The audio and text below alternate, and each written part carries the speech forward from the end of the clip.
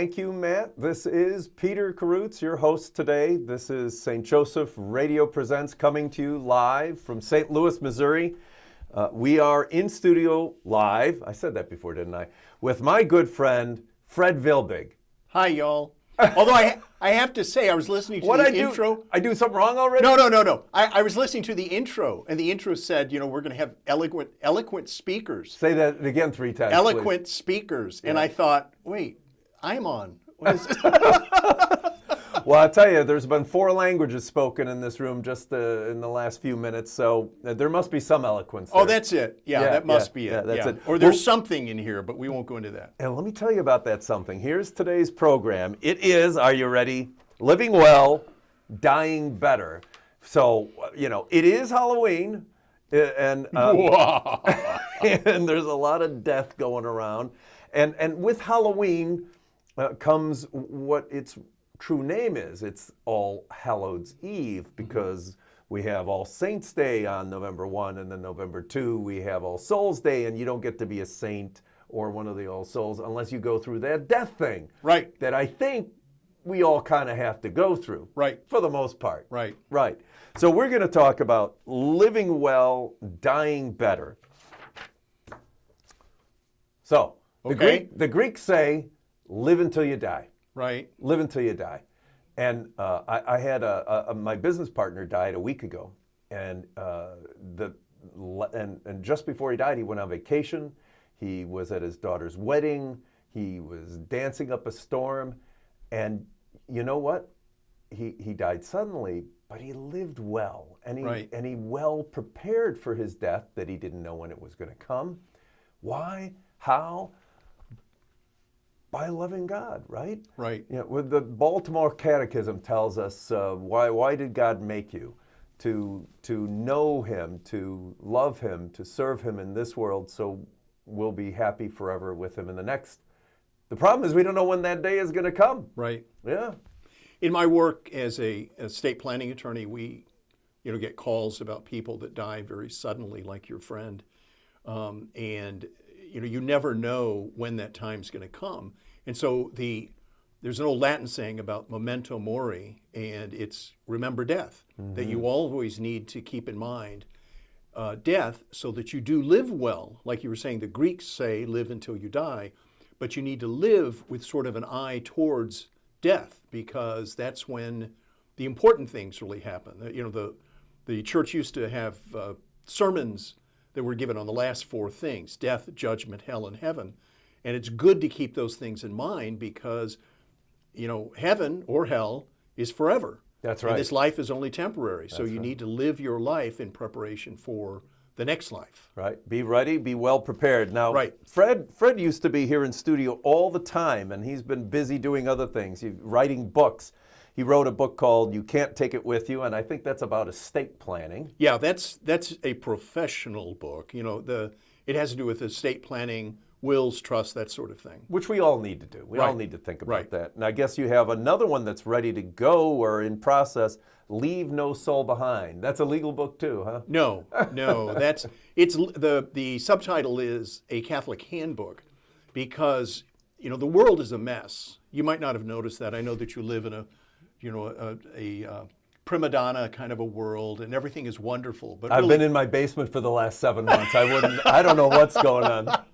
But no, the world is a mess, and all the solutions that the world offers, they fail. And they fail because the problem is with us, because we have chased God out of our lives. But, you try to convince people that they need to turn to God, and our society rejects that. And so how do you convince people? Well, you need to pray. Everything starts with prayer if you read the saints. And then you need to also live your faith.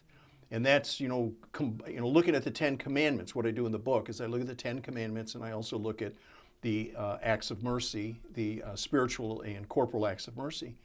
But then the third thing that, when you were a kid, maybe, my mother never said this, but when you were a kid, did your mom ever say, offer it up? Oh, yeah.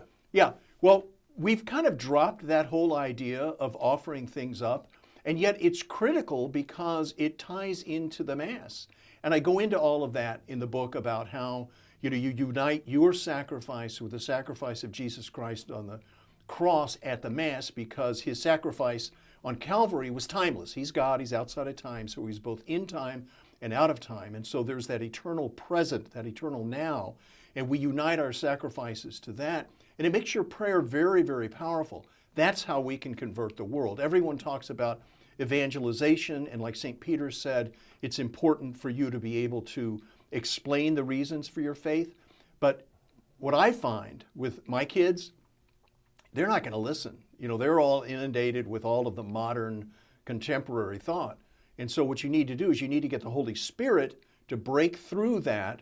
There's one of my favorite quotes from Archbishop Sheen is that sometimes the good Lord has to break a few hearts to get their attention. You know? Yeah. So anyway, so that's what this book is Oh, about. it sounds great. And to offer it up, I think it has become a lost maxim, if you will. And people use it jokingly. Yeah. Yeah, but it's real. But it's real, and it just as prayer is efficacious, so is suffering.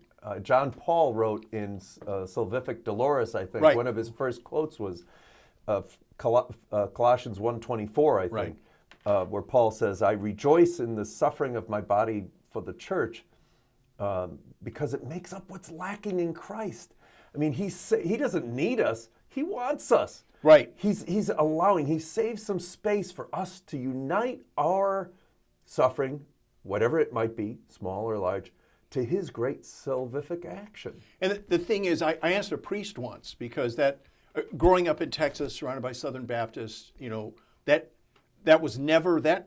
That's not verse. in the Bible, is it? Well, for them it really wasn't. I can't tell you how many times I heard once saved, always saved. Oh, okay. You know, that was the I don't think that's in there either. No, it's not.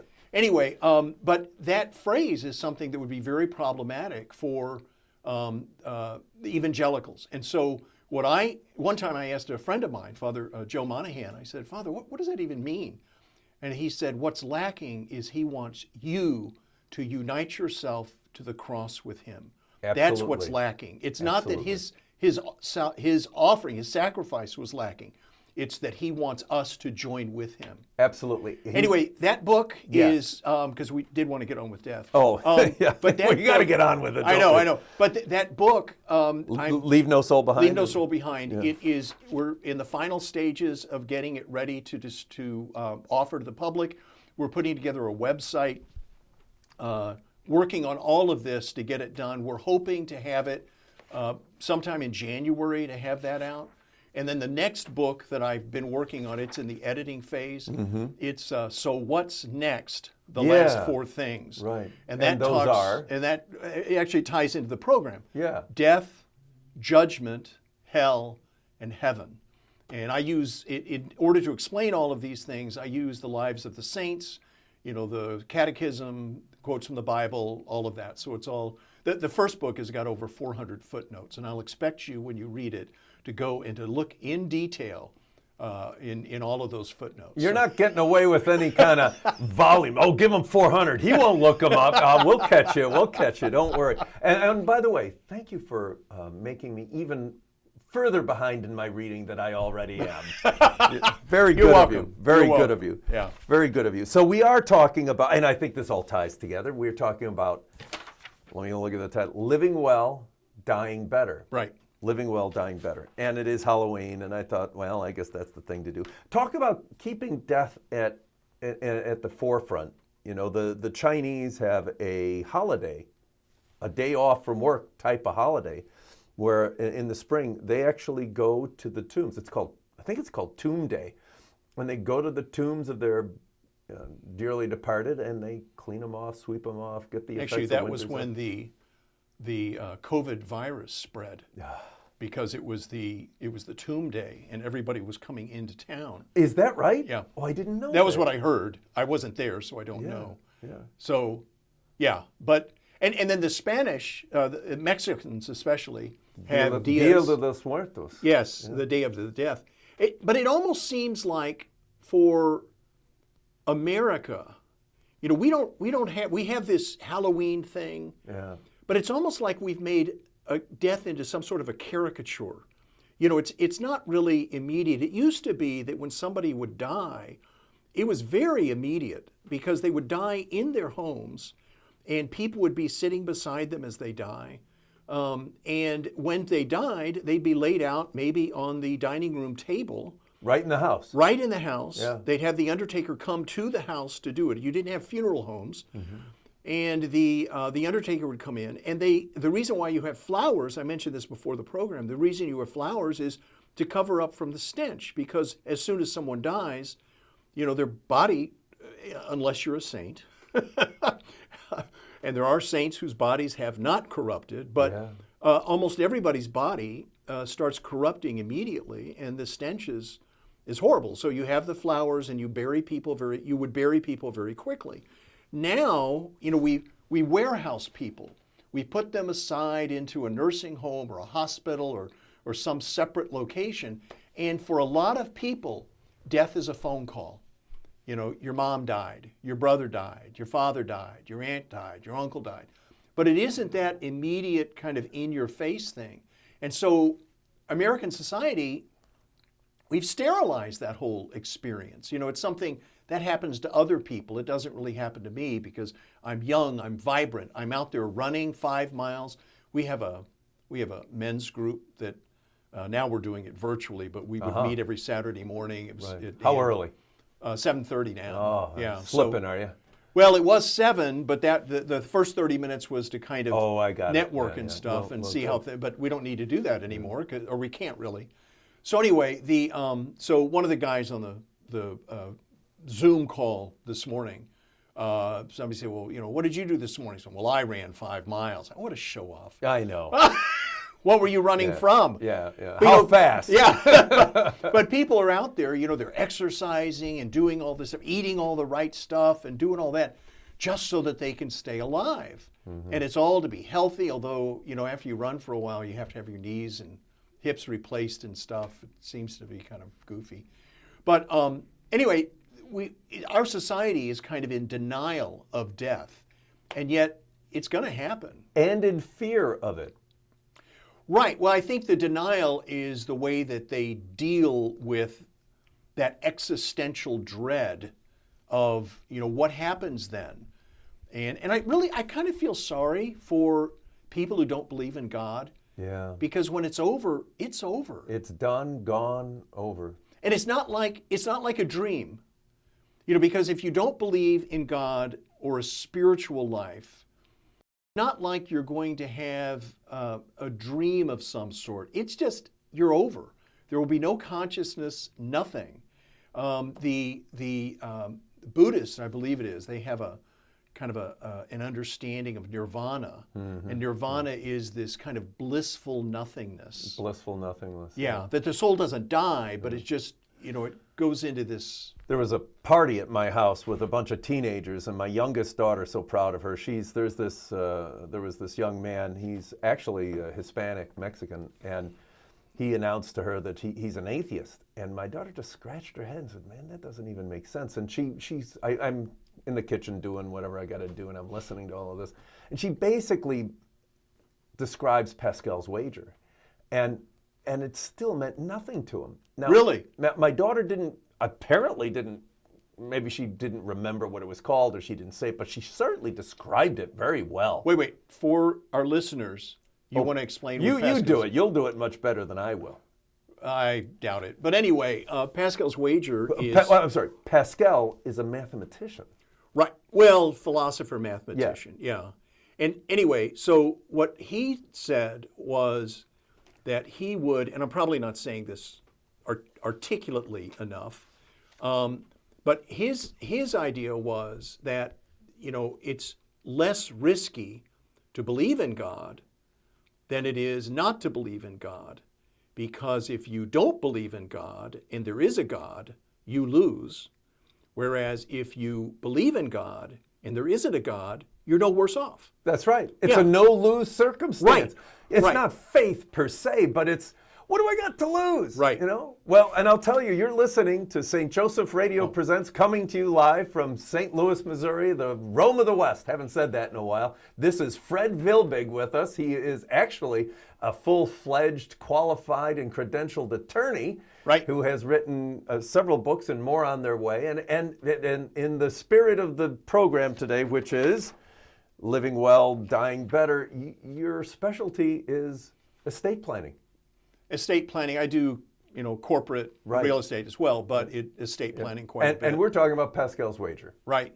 Well, I wanted to get back to, this young man who said he didn't believe in God. Yes.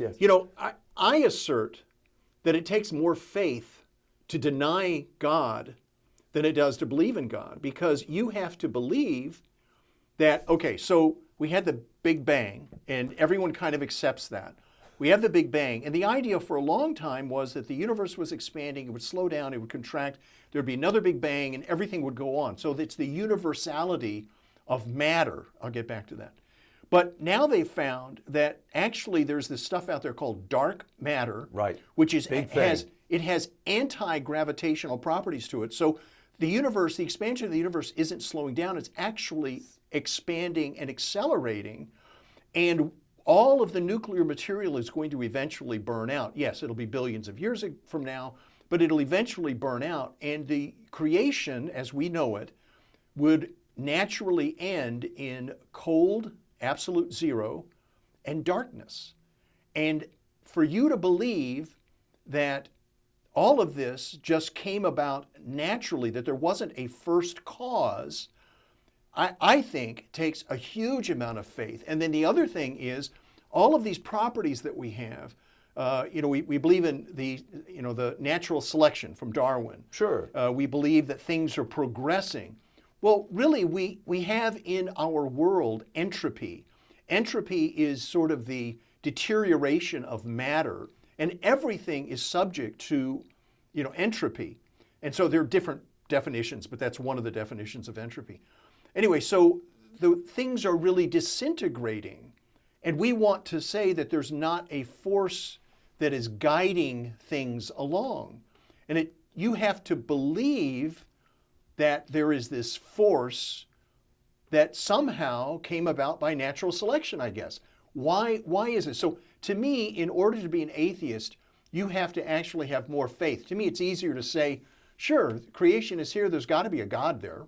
I've said it often too. I don't have enough faith to believe that all things in the universe just happen to occur by accident. Yeah, accidentally. And more than that, we talk about time being infinite, right? Infinite in the past, infinite in the future, and we are just so happen to be here at this particular moment by chance. What is the probabilities? There aren't any. Right, right. You can't write a mathematical statement that would actually find some possibility of us being here, other than maybe a little believing in God or a creator or a first cause. And getting back to death, one of the hardest things, I think, for people to do is to look at either themselves or others, to look at that life force that we have, that soul, people don't like to use that term, but that life force that we have, and it's just going to be snuffed out. Mm-hmm. It'll just be gone. People have a horrible time trying to think that when they die, there will be nothing more. And I know that there are some people who, in a sense, force themselves to believe that, but I think they have to go through a lot of mental and emotional gymnastics to get to that point. And it's a very empty conclusion. Oh, it's so sad. Yeah.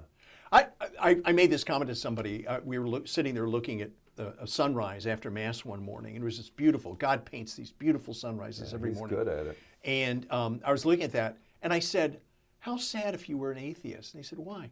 You couldn't thank anybody for that.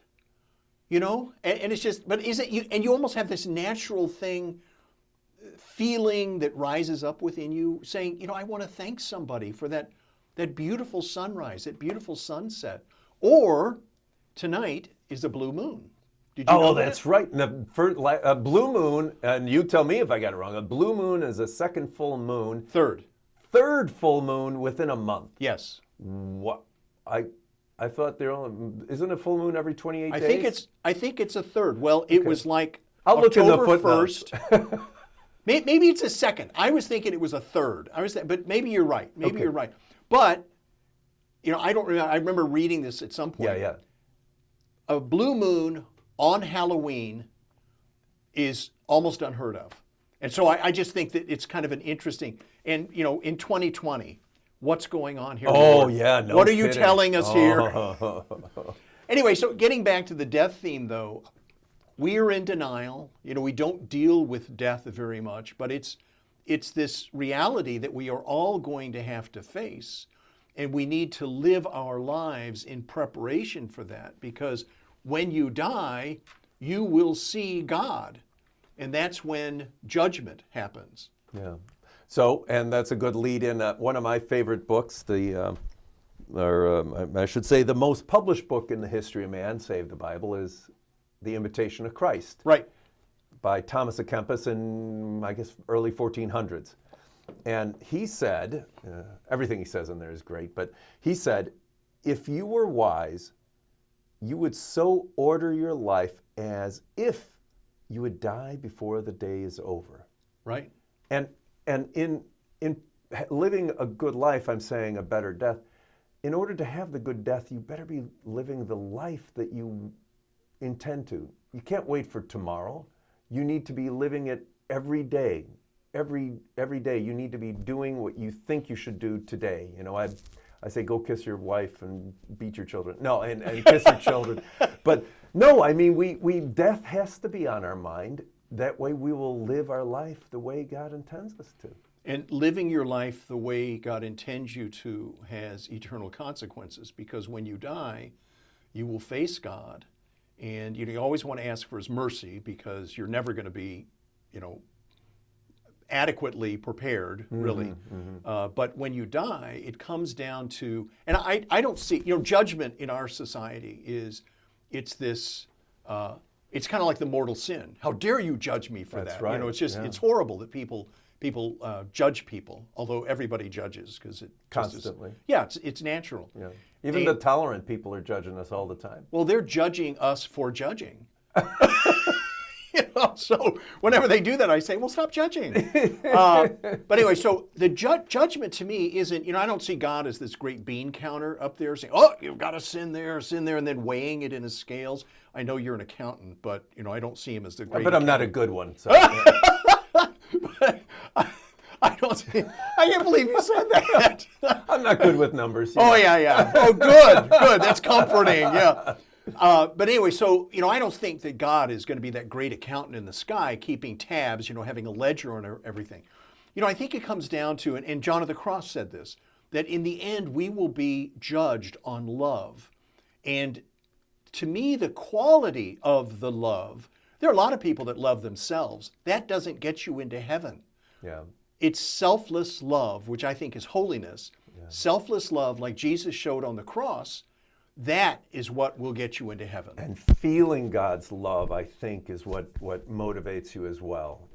I remember years ago, my daughter was just beginning to drive. She was 16.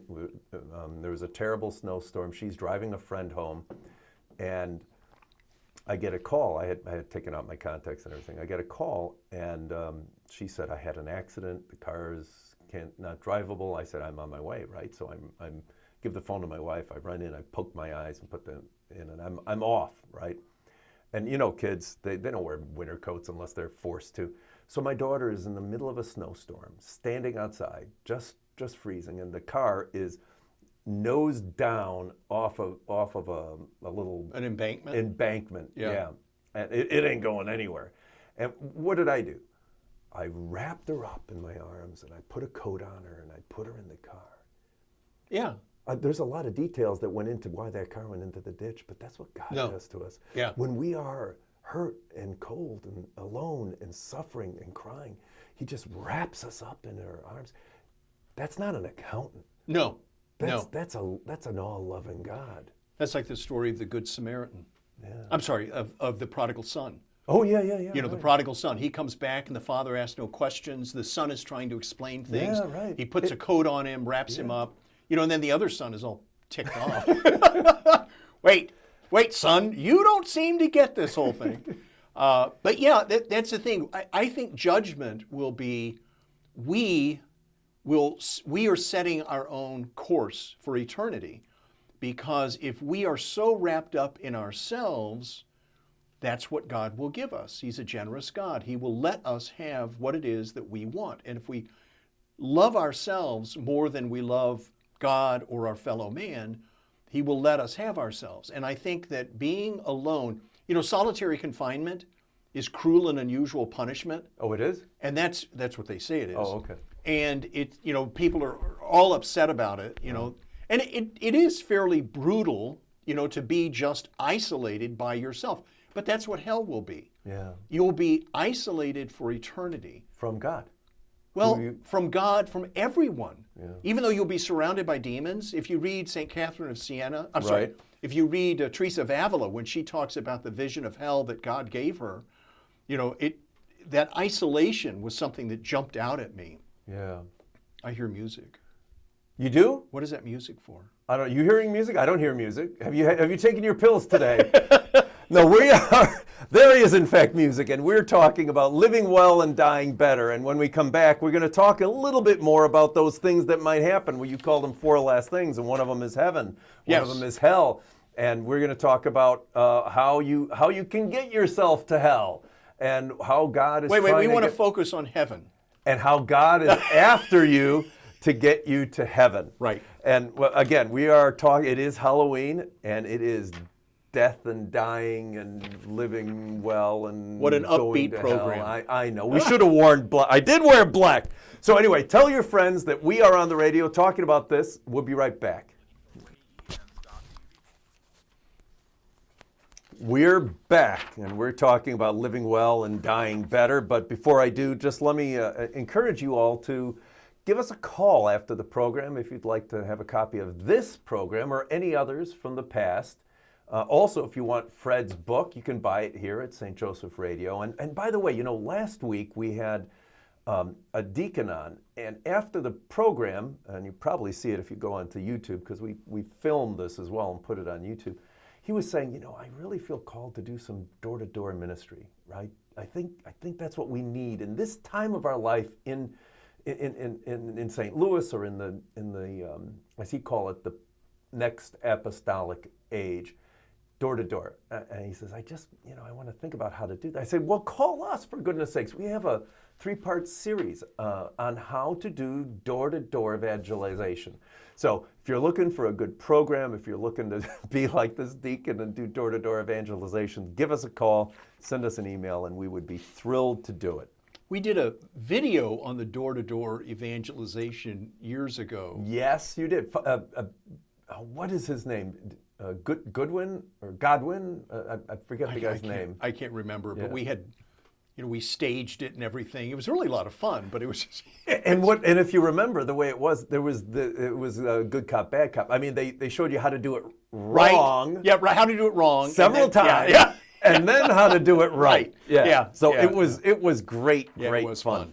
It was fun. So I gotta tell you, before we left, we're talking about death. So after death, there's a couple of things that are going to happen: in death, judgment, heaven, and hell. And what about this hell thing? Why would a good God send you to hell, for goodness sake? Oh, no. God does not send people to hell. I remember there's a famous quote from C.S. Lewis that says that the gates of hell are locked from the inside.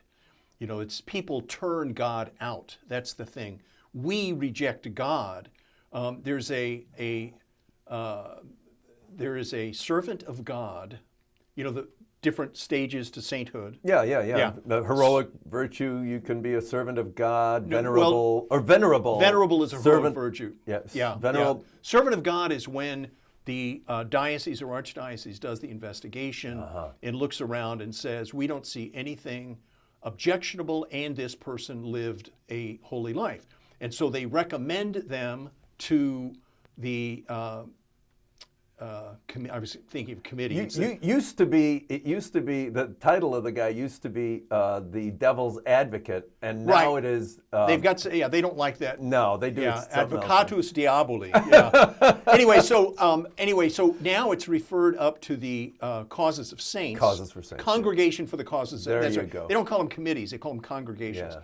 Anyway, so it's referred to the Congregation for the Causes of Saints, and once it gets referred, you can be referred to as a servant of God. And there was a guy named Jacques Fesch who was a spoiled, rotten, self-absorbed kid living in Paris.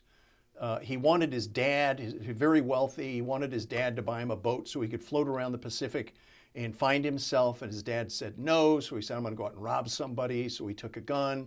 He went and robbed somebody. I think we're lowering the bar for sainthood now, aren't we? Wait. Oh. So he went out and robbed somebody.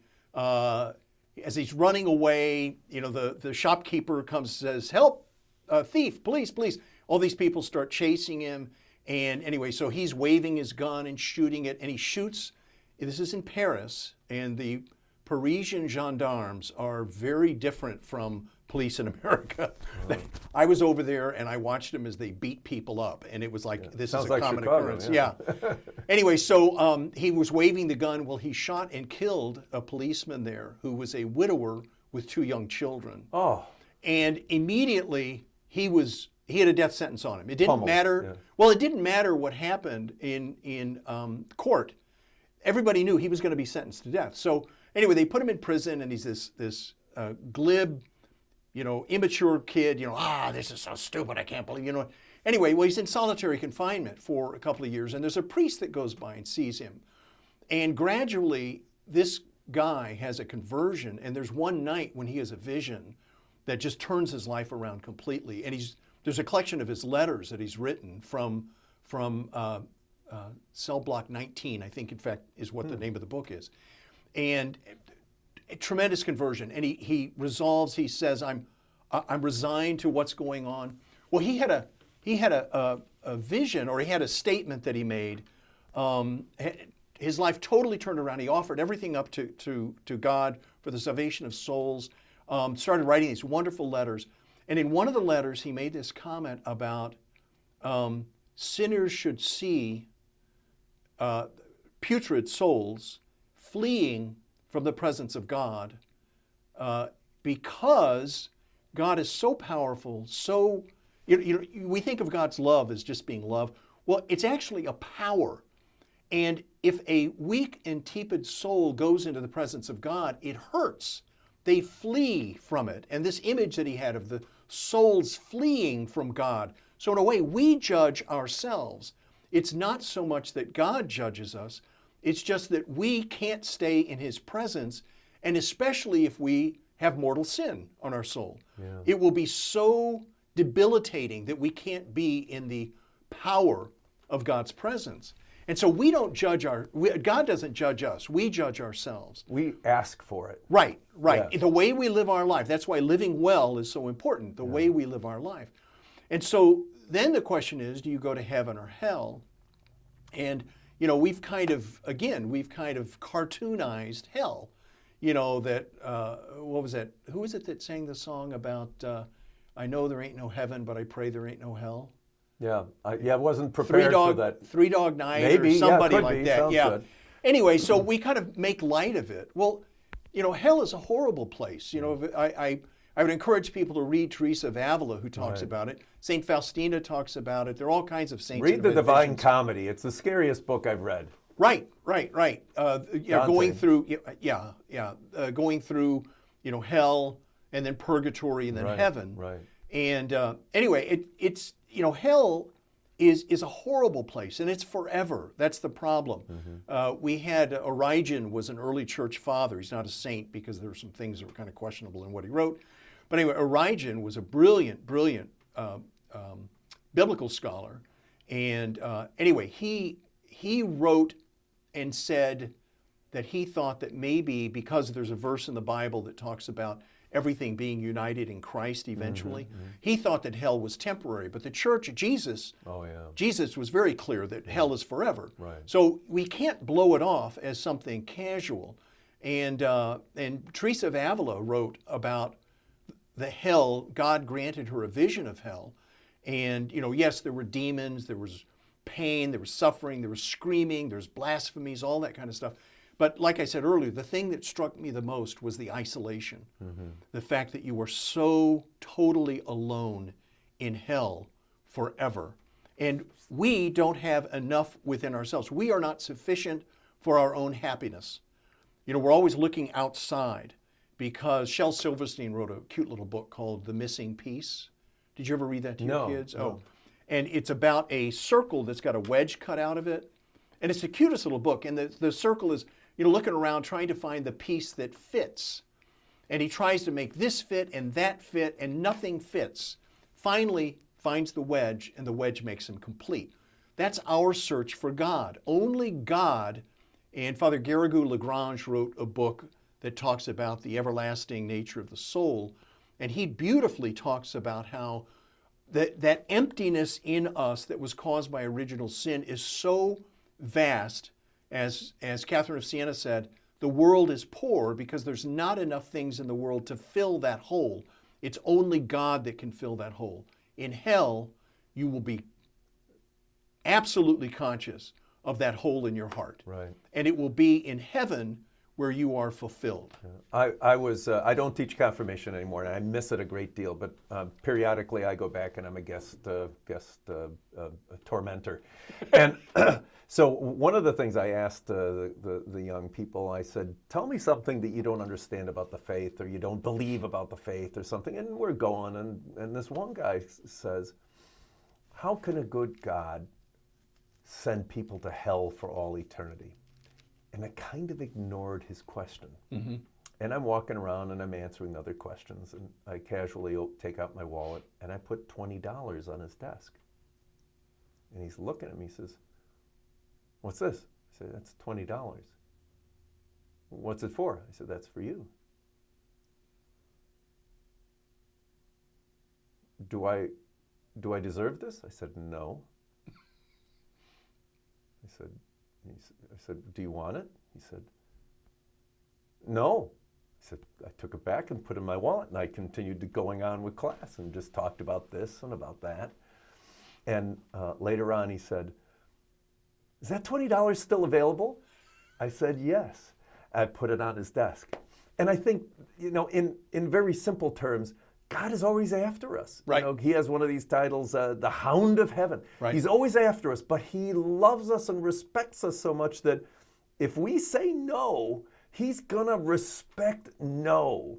The only reason we'll go to hell is because we can say no. Right. I don't want it. I don't want you. I love me more than I love you. Right. And that's really, to me, that's the judgment that will happen. Yeah. Because you'll become completely aware of that. But then if you look at heaven, we have sort of a caricature of heaven as well. There was a book written by, it actually was an incomplete book. It was the last book that Mark Twain wrote. And it was about a captain. I can't remember the name of it. But anyway, it was this guy, he dies, and he didn't really live a great life, but he goes to this heaven, and he can have everything that he wants, and he can see whoever he wants and do all of that. He gets bored. Because he said, after a couple of millennia, because it goes on forever. And he talked about, what's so great about heaven? But what you don't understand is, yes, in heaven, our bodies will be perfect. If you look at Jesus after the resurrection, he could walk through walls. He could appear places just all of a sudden. There are all kinds of physical aspects. And I do believe there's a verse in Romans that talks about how all the earth is groaning in expectation, waiting for redemption. Right. And so I think the world will, in fact, be transformed, and the veil that blocks our being able to see the glory of God through a flower, a raindrop, or whatever it might be, that will be pulled back and we'll see the glory of God. But beyond that, there's the idea of the beatific vision. Sure. And that we will see God in everything, and we will view him as he truly is, and we will be in a place where just like an ocean of love with the waves rolling over us continually. And God is infinite, and so you'll never get bored, you'll never get filled up. Never get to the end. You'll never get to the end, yeah. And that's what we should be living a good life for. Yeah. But so many times people don't, because they're so wrapped up in the here and the now and the me. Yeah, yeah. And I guess maybe someday in heaven you get to the end of the internet, right? I mean, but no. No, that's an impossibility, but go on. No, and look, I tend to be a very temporal kind of a person, and I know we are. I mean, we live into, yesterday, today, tomorrow. But when we die, isn't there and I hate to use this language, but I'm going to do it anyway. a period of time where we are just spirit, right, and soul.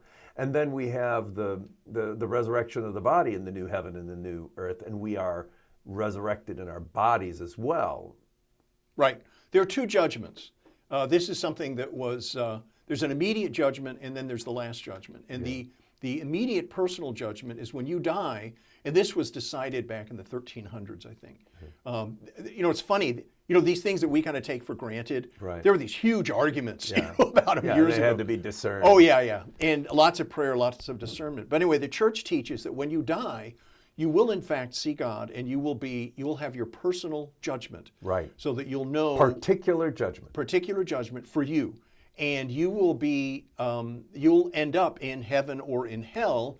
But yes, you are in a spiritual state then. But we're looking at this as if time has some relevance. I know. I said I was doing it. I mean, Right. It's that being that I am. Right. I'm trying to put it into that square box there. And so, maybe we won't even notice that because we'll be in a timeless state. Right. But yeah, you're right. There's sort of a time when it's you're spiritual. It's only your soul, but you will at the last judgment be reunited with your body. Right. That's why for burial we treat the body as being so important with respect because we're preparing it for everlasting life. Yeah. That's what's so important. That's one of the aspects of a funeral. It's so important. But yes, there is a time, in our understanding, there is a time when you will be just a soul. What made me think about it is what you said, the veils will be lifted. And someone asked me, or I heard him, I don't remember what it was, but I remember they said, well, if you have a particular judgment, why do you have a general judgment? What in the world is it? And then this wise man said, well, in the general judgment, at that particular point in time, you become aware of the consequences of all the things you did. Mm-hmm. That kind word you said to somebody, the dollar you sent to St. Joseph Radio, whatever it was, right? All of these. That was a plug, by the way. 50 cents. I'm not supposed to do that. No, all the good that you have done, you see those consequences. You said it. The veil has been lifted, mm-hmm. and you become completely and totally aware of it. And right. This is, so that you're aware of it, this is St. Joseph Radio Presents, coming to you live from St. Louis, Missouri, the Rome of the West. I'm your host, Peter Karutz, and we are here in studio with Fred Vilbig, who I miss a lot. We used to see him a lot over here. Fred is a honest-to-goodness, full-fledged lawyer who deals with preparing for death, I guess, often. We probably ought to talk about that. Yeah. Yes. Preparing for death, I always feel that it's important for people. You prepare for death spiritually, but you really need to look out after your family, because if you haven't done any planning when you die, it's like a train wreck for families. And they come to me and they say, "What do we do? What do we do?" And actually, we had a woman just this week who her daughter got in touch with us. She has cancer, stage 4 cancer, 4 types: brain, lung, liver, kidney. And we did a video signing. Until the end of the year, we can do video signings. There's an executive order from the governor that allows us to do this. And so we did a video signing with her, and she was, the mother was unable to verbally respond, and so we had her blink her eyes at us, and she clearly was blinking her eyes yes and no to questions that we would ask. And I've done that before. Anyway, so she hadn't prepared, and the daughter had mom in a hospital, and the hospital was saying, "You're out of money," because it was being paid for under Medicare, I think, at that point, and you only have 100 days. 100 days, that's right. And so they said, "You're out of money. You've got to get her out." And they were putting a lot of pressure on this poor woman and the daughter. And she was in tears. She was just in tears. I felt so sorry for her. And the mom had said, yes, we need to do something, but she had just never gotten around to it because we're all so busy, and you don't want to think about death. So, but she needed what we were able to put together a general durable power of attorney, which mm-hmm. allowed the daughter to take care of financial matters. And then we also did a living will for her. And the living will, we typically do a medical directive, and the medical directive is a two-part document. The first part is the healthcare power of attorney, and what it does is it says if I'm unable to make decisions, like if you've been in a car accident and you're unconscious, who decides admission to a hospital, who decides surgery, who decides medication, who decides rehab, so what you do with a medical power of attorney is you authorize somebody to do those things. And then the other thing that this includes is a living will. And the living will says if I'm in a persistent vegetative state, if I'm basically a vegetable, don't hook me up to machines just to keep me alive for the sake of keeping me alive. Allow me to go to my eternal reward. Yeah. Now this has been, the question, what is extraordinary? Okay, in Catholic theology, the idea is you are morally obligated to take advantage of ordinary means of continuing your life. Eating, food, water. Yeah, eating, breathing, drinking, that sort of stuff. But you are not obligated to avail yourself of extraordinary means. And it's pretty clear that, chemotherapy, radiation therapy, CPR, antibiotics, all of those are extraordinary, and there's no debate on that. The thing that has been sort of a hotly contested issue in America has been artificial nutrition and hydration. Right. And I will tell you that up until 1997, the Catholic Church was of the opinion that artificial nutrition and hydration was extraordinary, and therefore you didn't have to avail yourself of it. In fact, we were involved in the 80s, we were involved in a lawsuit with the Missouri Synod Lutherans. They believed that artificial nutrition and hydration was ordinary and you had to give it to someone. And there was a priest who was arguing the opposite, that it was extraordinary. And in court, he was arguing that. Anyway, in 1997, one of the offices over in Rome under John Paul II came out with a letter that said, in industrialized nations, artificial nutrition and hydration has become so common that we need to look at it as ordinary. And that's when things really changed. I still have priest clients who argue with me over that. I say, well, no, that's not what the church teaches. Yes, it is, Anyway, but that's still sort of a hotly contested issue. Most people who are pro-life are very much on top of that, and they say artificial nutrition and hydration is ordinary, so you need to avail yourself of it. Now what we do, we've got several versions of this, and one of them, I'm not anymore, but I was the president of the Catholic Lawyers Association here in St. Louis. St. Thomas More Society. St. Thomas More Society. And anyway, so we had a priest who came in and talked about end-of-life issues, and he hates living wills. And I said, well, Father, I have to do something because I'll get sued if we don't have a living will.